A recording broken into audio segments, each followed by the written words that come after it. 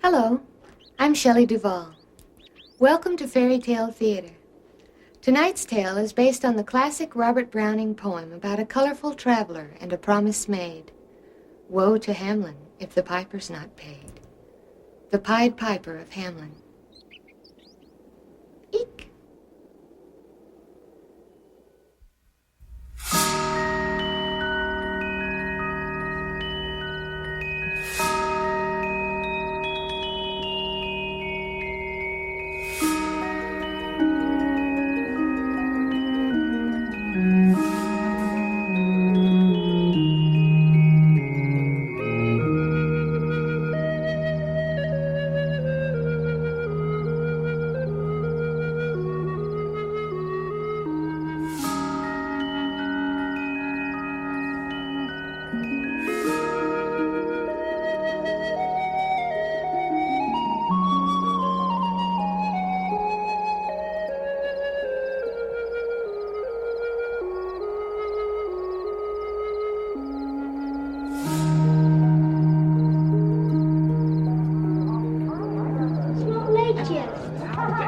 It's gone 10. This is really a scandal. But I'm on holiday.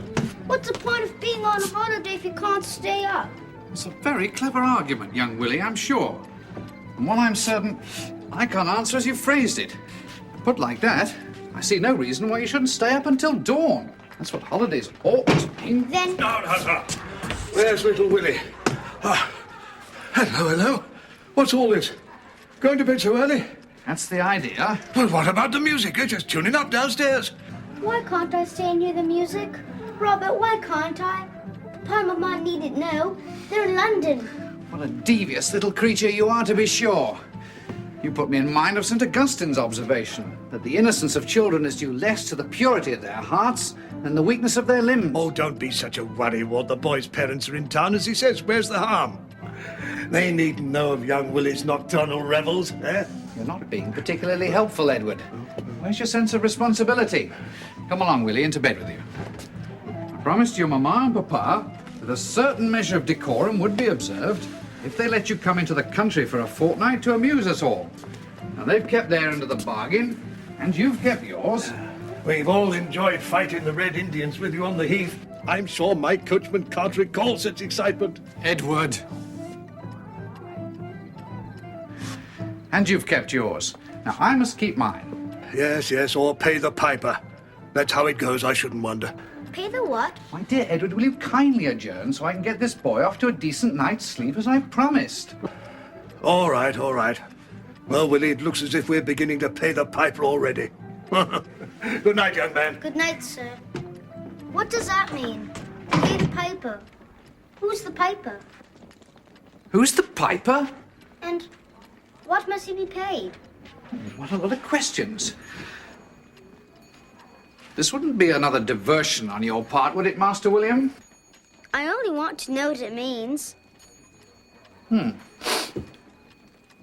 All right. If I explain it to you, will you go off to sleep without further demur or procrastination? Is it a story? Well, yes. Actually, it is a story. Now, have I your promise? Bed at my conclusion? Does it have a ghost? No, it does not. Oh. But it has several dreadful goings-on. Oh. Now, have I your promise? Promise. Very well. Hamelin Town's in Brunswick, by famous Hanover City.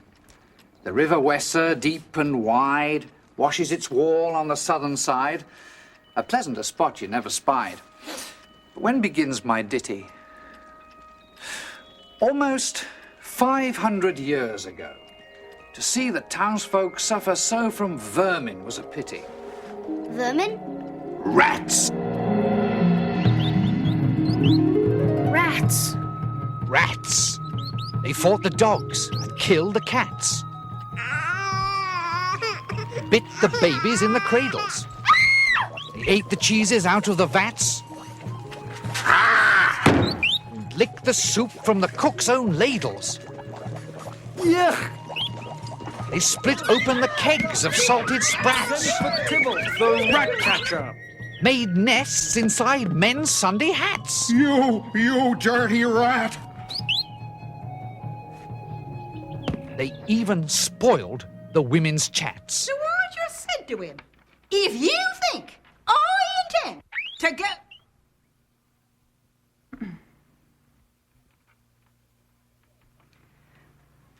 What I said was... Well, you're absolutely right. Imagine him supposing that you put up with that sort. Having a touch of indigestion, dear. It wasn't me. Oh, well, don't look at me.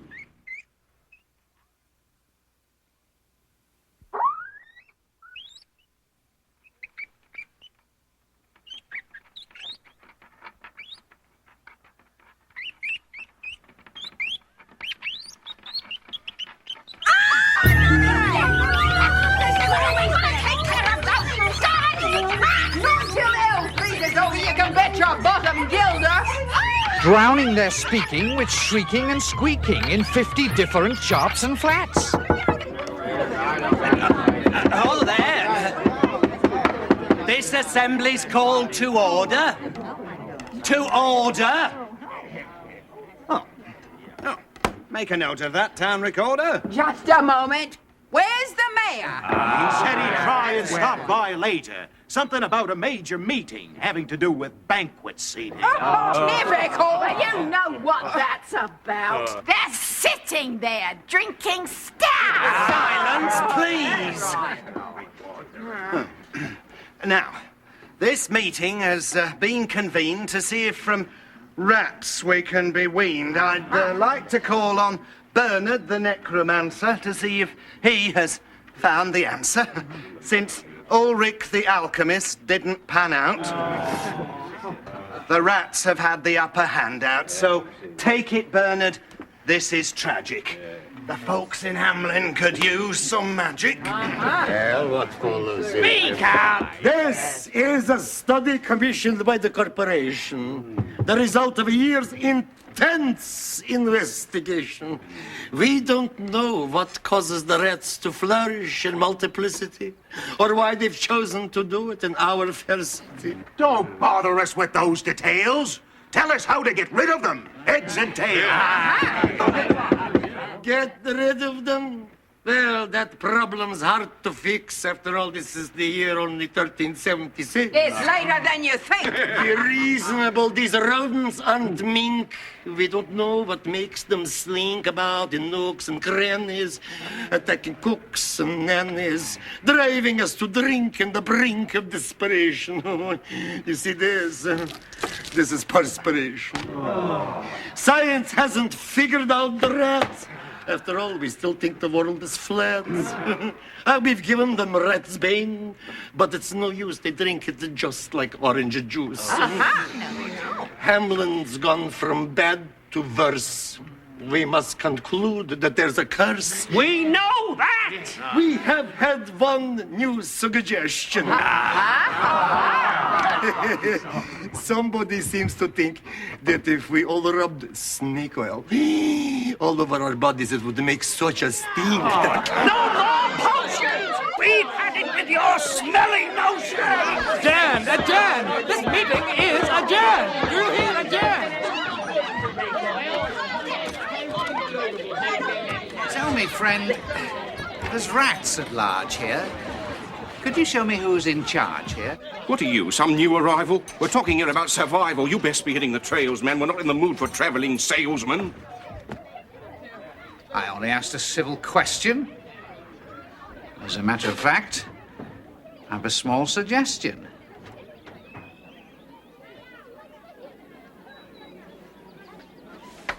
You mustn't mind them. They're just frightened. Too much so to be enlightened by any wandering... Are you an actor? You might call me a rat attractor. Consider me yet another factor in mankind's never-ending vermin war. I try to help man even up the score. Unless, of course, I am not heeded. I never intrude where I'm not needed. You're needed here without a doubt. You must have figured that much out. But you must take your application to the Mayor Corporation. That's where you should be appearing to get yourself a decent hearing. Thanks, young sir, for your advice. I'll take it, and I won't think twice. And this I'll promise. The time may come when I wear out my current welcome. Should that happen, you have my word. I'll remember what I heard here and give you my protection. Against what? Why, against unnatural selection. Remember, young sir, that all's illusion, and dreams, though potent, are no solution to the problems that we face. The rainbows that we chase are no more real than the idea your foot will heal. My words, no doubt, seem strange to you, but please remember that they're true.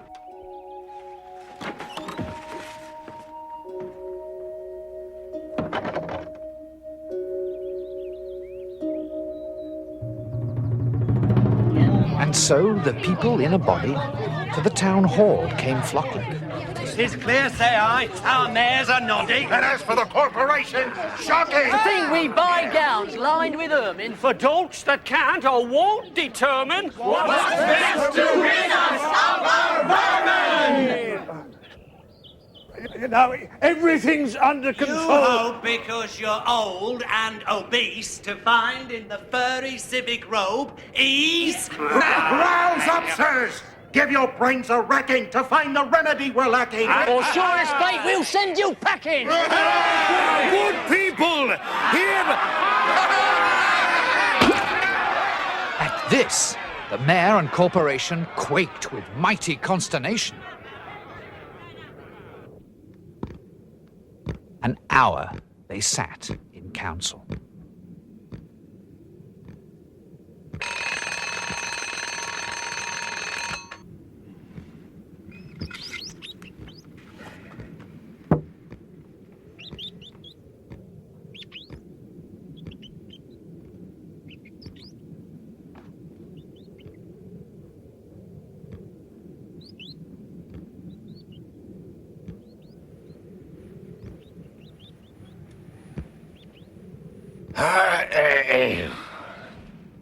At length, an alderman broke silence. This is another fine mess you've got us into. Me? How do you come to that conclusion? I didn't start this verminous intrusion. No, but you're the mayor, are you not? Is it your responsibility or what? It happened during your administration. That's certainly a grave consideration. And as for history's verdict, I shudder to think... They'll throw everything at us but the kitchen sink. You saw what happened outside just now? They're in a foul mood anyhow. Today was fruit, that's bad enough. Tomorrow might be stronger stuff. Well, whose idea was that full report? Ah, I see. No one with a prompt retort? No one wants to say that's true, but only because 'twas mainly you. I? 'Twas really I? Oh, me. Oh, my. Perhaps I should lay down my mitre to someone who's a wee bit brighter. Perhaps they should all change their vote and shift the government to someone of note who... Not so fast. You're quite forgetting all the salaries we're getting. Don't talk like that, it's just upsetting. Changing the mayor is no solution. Not for our pockets, nor this pollution. Will no one rid me of these meddlesome rats?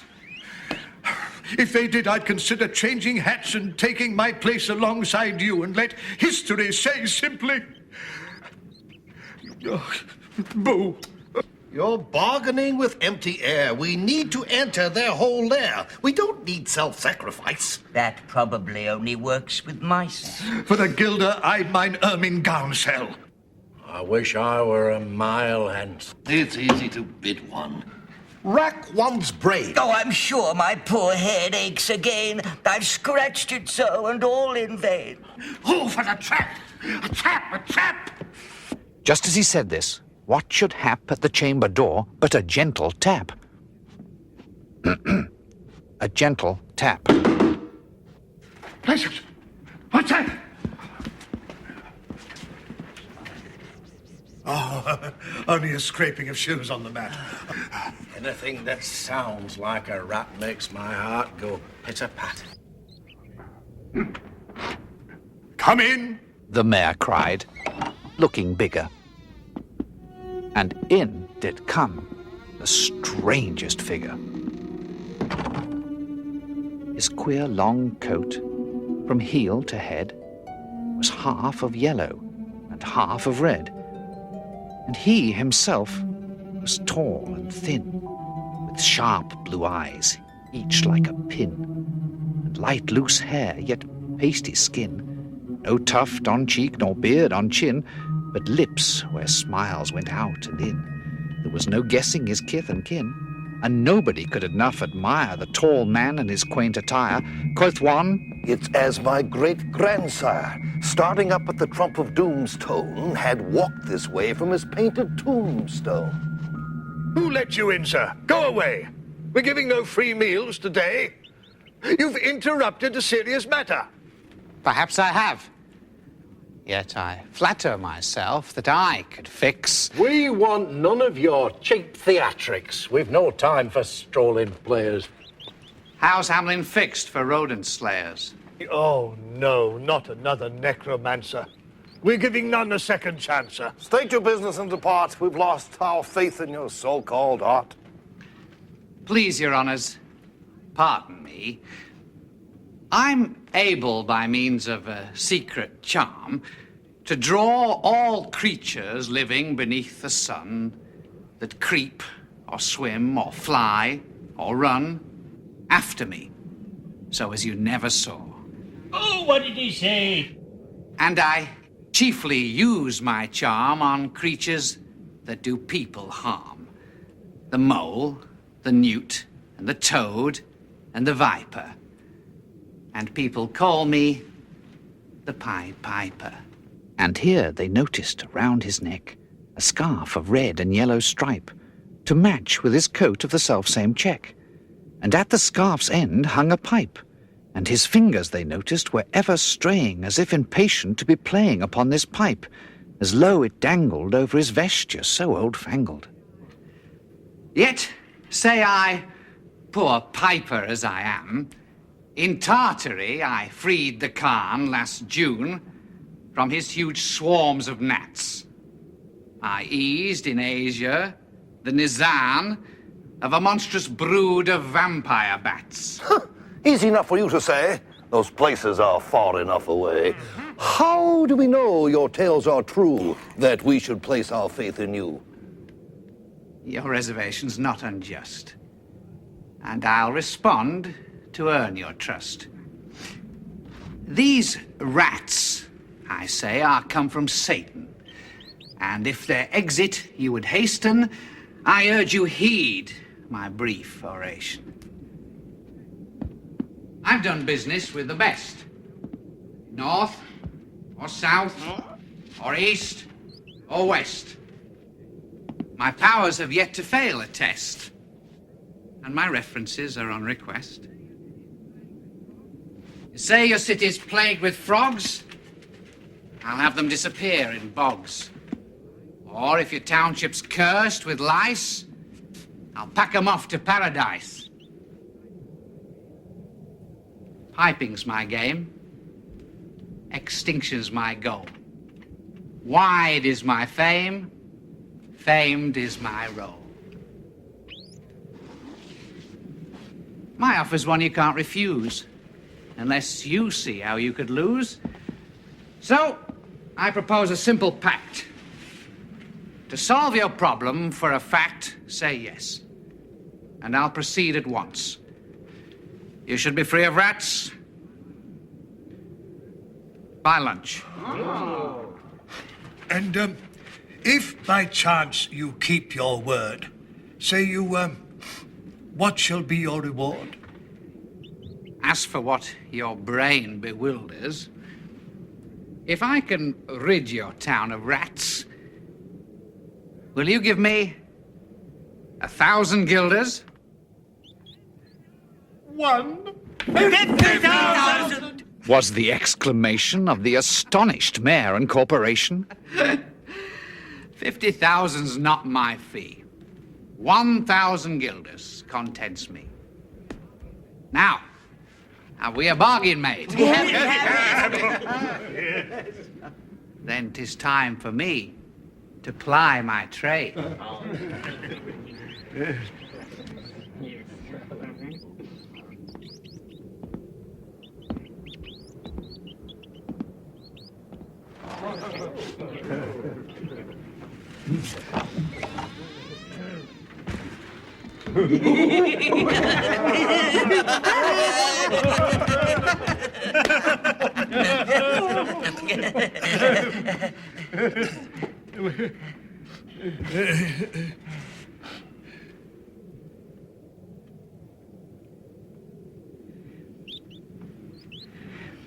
If only one could well believe there was aught he could achieve.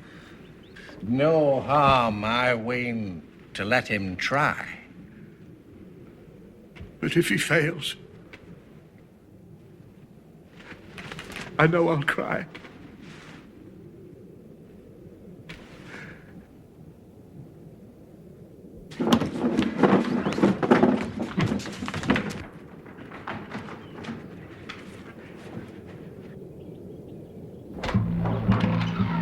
Into the street, the piper stepped.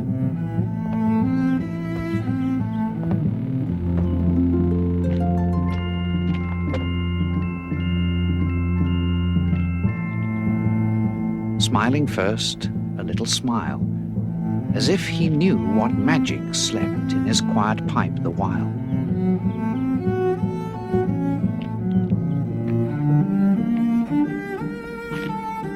And then, like a musical adept, to blow the pipe his lips he wrinkled, and green and blue his sharp eyes twinkled, like a candle flame where salt is sprinkled.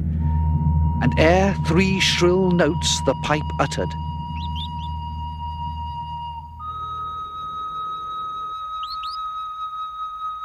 Hey, is he piping?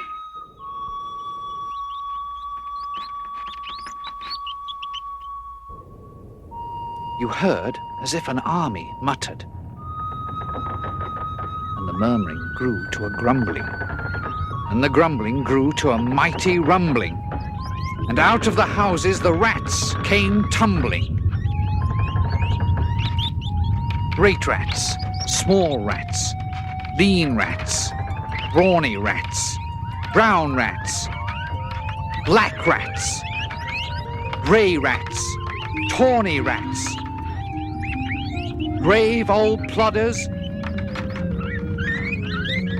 gay young friskers, fathers, mothers, uncles, cousins, cocking tails and prickling whiskers, families by tens and dozens, brothers, sisters, husbands, wives, flocked to the piper for their lives. From every which way, rats came streaming. So many rats, it looked like dreaming.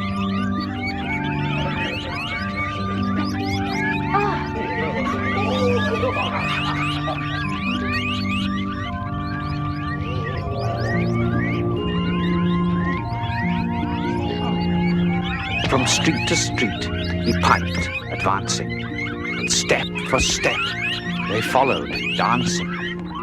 Dancing, prancing, preening, glancing, filled with visions most entrancing. Woven by the piper's spell, they followed the music most enhancing. Tumbling in pursuit pell-mell.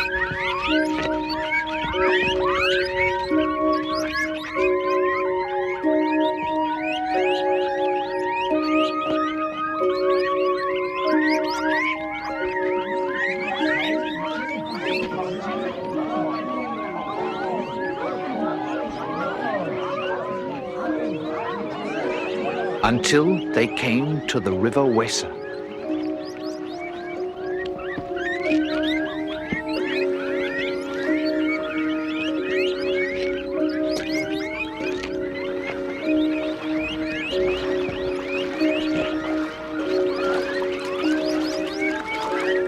Wherein all plunged.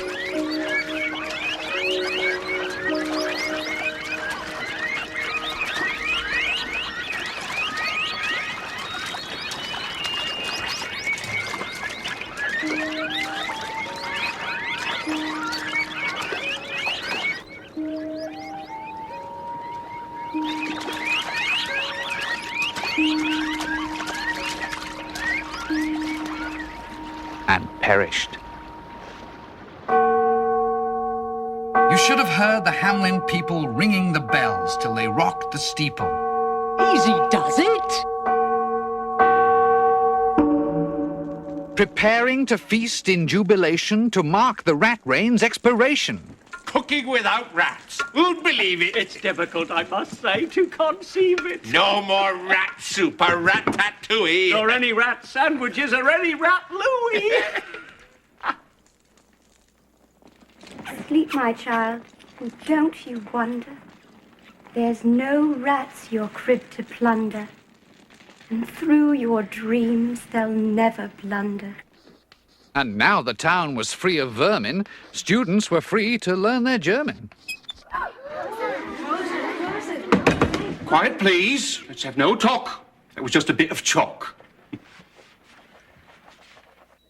And sleeping dogs were left to lie in peace to watch the world go by.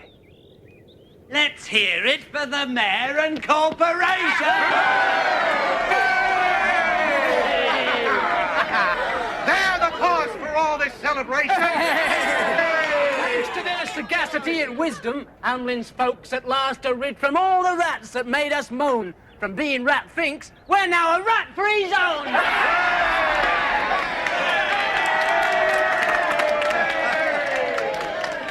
Friends, Mennonites, and countrymen, lend me your ears.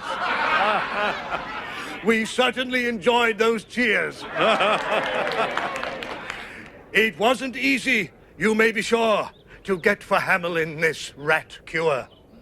Your mayor and your corporation labored hard, with much vexation, frequently in consternation, working sometimes through the night to try and see our way to light, scorning food and drink's delight to fulfill your great expectation. And now we come to you in victory and bid you succumb to topsickery, omitting though no sage preventions to thwart any other rat's intentions. Go, good people, get long poles, poke out the nests, block up the holes, consult with carpenters and builders, and leave not a trace. But first, if you please.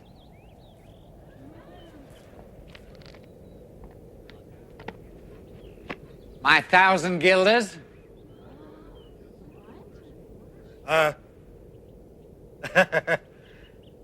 Just a minute. Gentlemen, let us withdraw. I think there's something in my craw. That's it, folks. Take a break. Well, don't just stand there like a wake.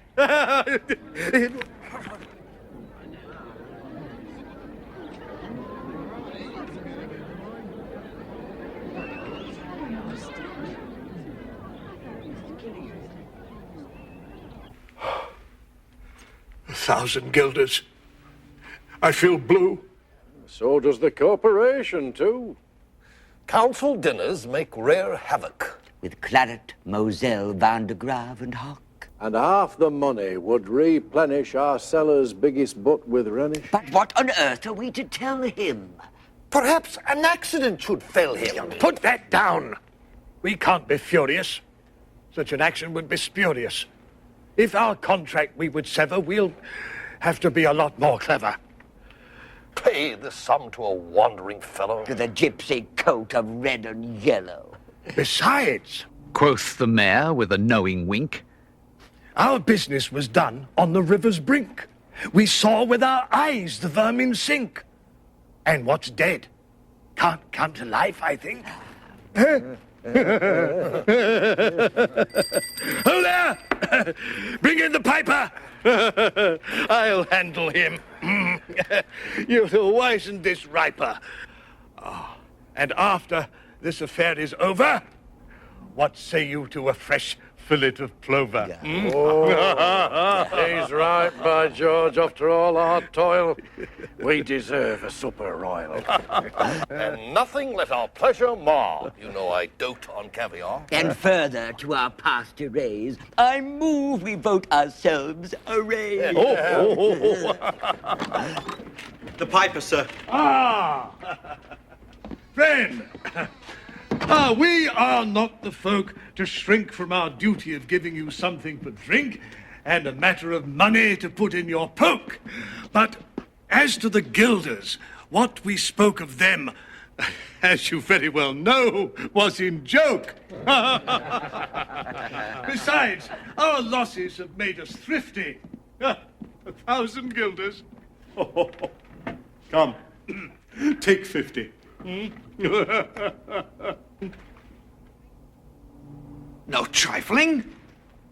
I can't wait. Be time. I've promised to visit by dinner time Baghdad and accept the prime of the head cook's pottage, all he's rich in, for having left in the caliph's kitchen of a nest of scorpion no survivor. With him I prove no bargain driver. With you, don't think I'll bait a fiver. And folks who put me in a passion may find me pipe after another fashion. How? Do you think I'll brook worse treating than a cook? Insulted by a lazy ribald with idle pipe and vesture piebald?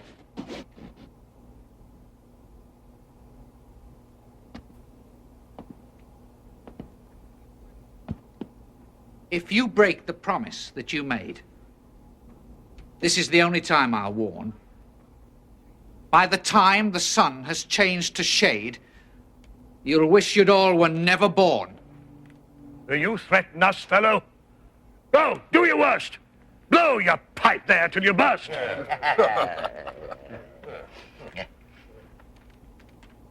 so be it.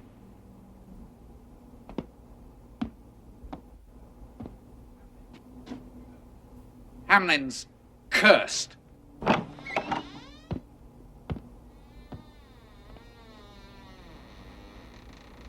By God, you told him to his face. That should put him in his place. You don't suppose we've made an error? That he'll return with some new terror? Importing some new breed of vermin for us to conclude our second term in? Nonsense!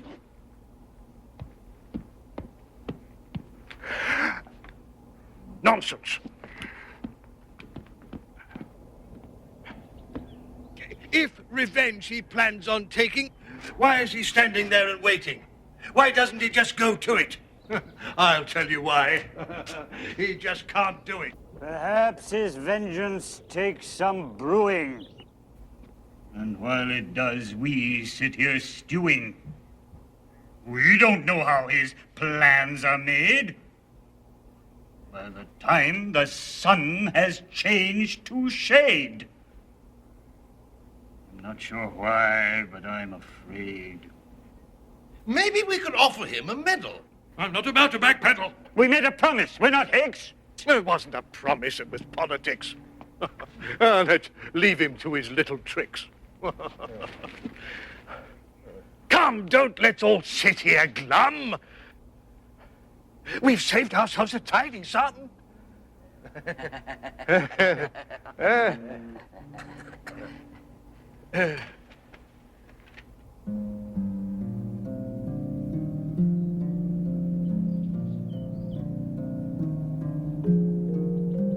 Once more, he stepped into the street.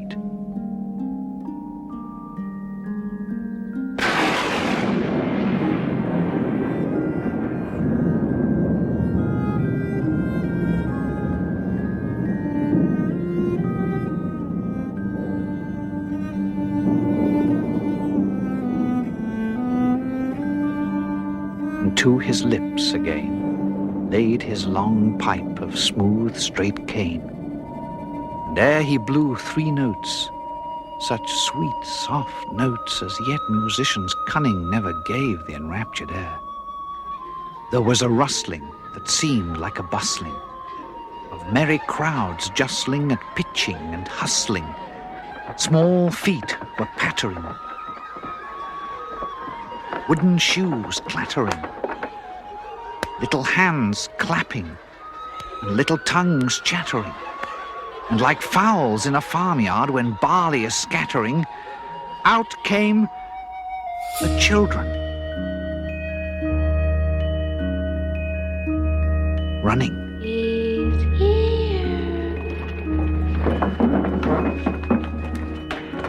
All the little boys and girls, with rosy cheeks and flaxen curls, and sparkling eyes and teeth like pearls. Tripping and skipping, ran merrily after the wonderful music with shouting and laughter.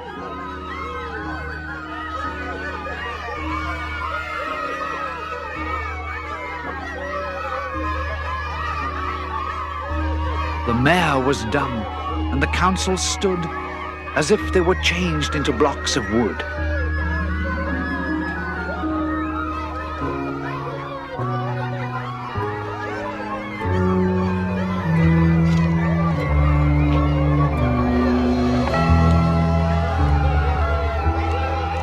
Unable to move a step or cry to the children, merrily skipping by, could only follow with the eye that joyous crowd at the piper's back. But how the mayor was on the rack, and the wretched council's bosom beat, as the piper turned from the high street to where the Weser rolled its waters, right in the way of their sons and daughters.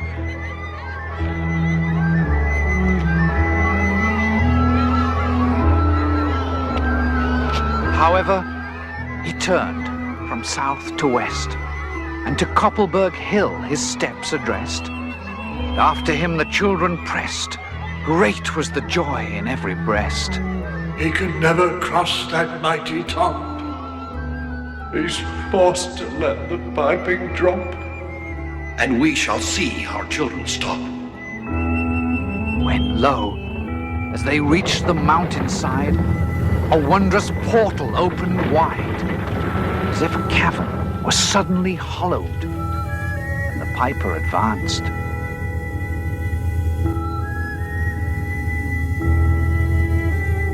And the children followed.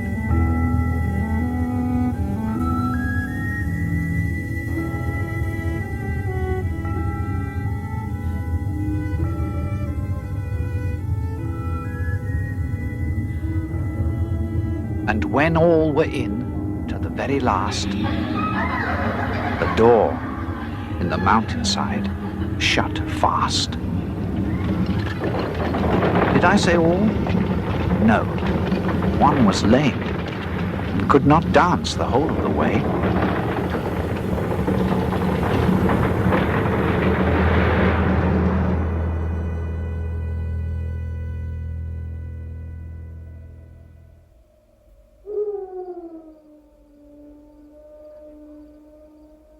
And in after years, if you would blame his sadness, he was used to say, It's dull in our town since my playmates left.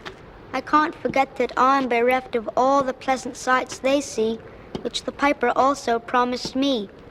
For he led us, he said, to a joyous land, joining the town and just at hand where waters gushed, and fruit trees grew, and flowers put forth a fairer hue, and everything was strange and new.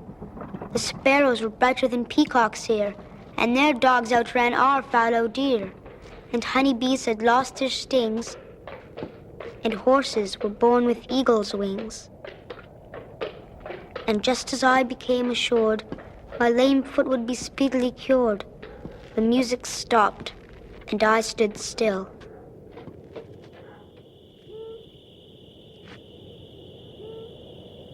And found myself outside the hill. Left alone, against my will. To go now limping as before, and never hear of that country more. Alas, alas for Hamelin. Mayor sent east, west, north, and south to offer the piper by word of mouth, wherever it was men's lot to find him, silver and gold to his heart's content, if only he'd return the way he went and bring the children behind him. When they saw it was a lost endeavor, the piper and dancers were gone forever, they made a decree that lawyers never should think their records dated duly if, after the day and month and year, these words did not as well appear. And so long after what happened here, on the 22nd of July, 1376,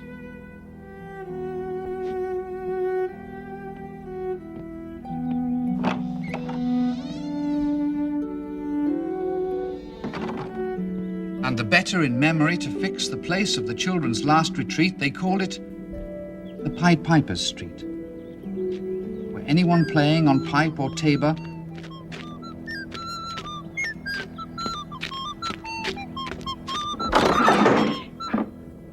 was sure for the future to lose his labor.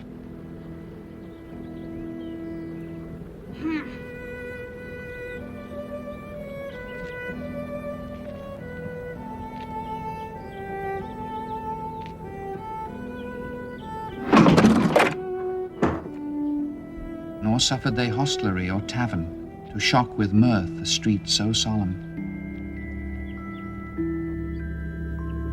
But opposite the place of the cavern, they wrote the story on a column.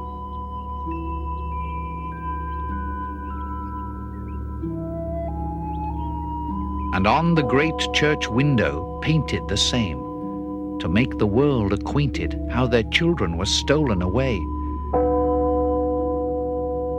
And there it stands to this very day.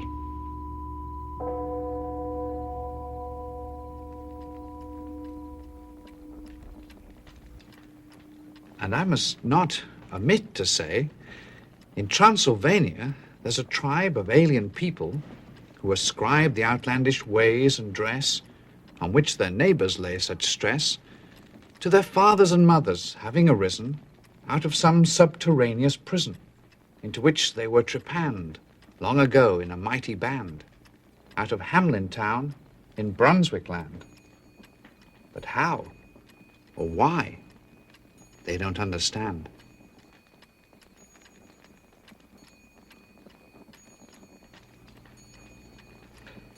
So, Willie, let me and you be wipers of scores out with all men, especially pipers. And whether they pipe us free from rats or from mice, if we promise them aught, let us keep our promise.